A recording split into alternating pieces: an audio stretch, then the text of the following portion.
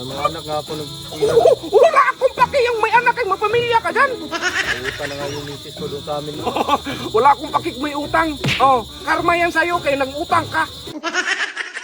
So yun guys, may naisip na ako sa mga comment ninyo na i-prank ko yung cameraman ko, no?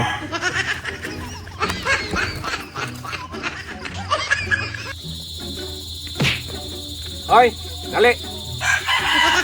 May problema yung mga shoot mo. Ha? May problema yung mga video mo. Ha? Anong ha?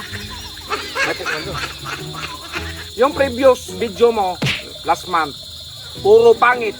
Wala mang isang maganda. Diyos, may lahat doon. Ikaw pa nga yung nagsabi sa akin. Anong goods? Hindi. Sinabi ko yun nung nakaraan. Nung nakaraan pa, pero ngayon hindi na. Sabi ba ako, hindi man ako nagsabi nun? Sabi ako na dagdagan mo sahod ko dahil maganda yung mga ko, shoot.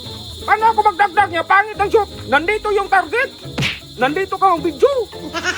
Tapos blurred pa yung... Paano mo dagdag yan?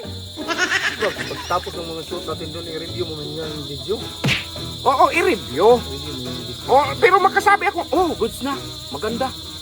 Sabi ako nung kunwari lang ko yun. Kaya nag-edit ako sa laptop na naisip-isip ko na, pangit pala. Kaya, wala. Lahat ng previous month mo, walang silbi. Yun ang masabi ko. Kaya ang masabi ko ngayon, yung sahod mo, kalahati lang ibigay ko. Yung pamilya naman ako doon. May mga anak nga ako Wala akong paki yung may anak ay mapamilya ka dyan. Utang na nga yung misis ko doon sa amin. Wala akong paki may utang. Oh, karma yan sa'yo kaya nag-utang ka. Dati, nagbibigay ako kung anong request ninyo. Doon, pahiram mo. Ngayon, hindi na. Tapos, mas mainam nga, hindi ka na lang sahuran. Kaya wala man akong naintindihan sa video.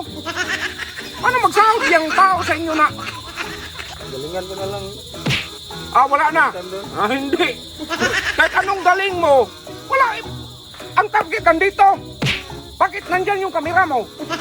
Oh, dapat mag-focus ka. Kung saan yung target, nandyan ka. Focus naman ako doon. Kita mo naman yun. Hindi. Huwag mo akong... Ganito yun na lang sabihin ko sa'yo. Yung kalahati yung sahod, kung ayaw mong pumayag, hindi lang kita sahuran. Tapos tanggalin kita sa trabaho. Maraming nag-apply sa akin na... Sensyahan mo na lang ako doon. Babawi na lang ako doon. Wala nang bawi-bawi. Ay, ano yan, pira o bayo? Bawi o yes or no? Silbi, oy. Ganun na lang, isip-isip ko man. Silbi, ganun na lang. Tanggalin kita sa trabaho. Hindi ba ganun pa?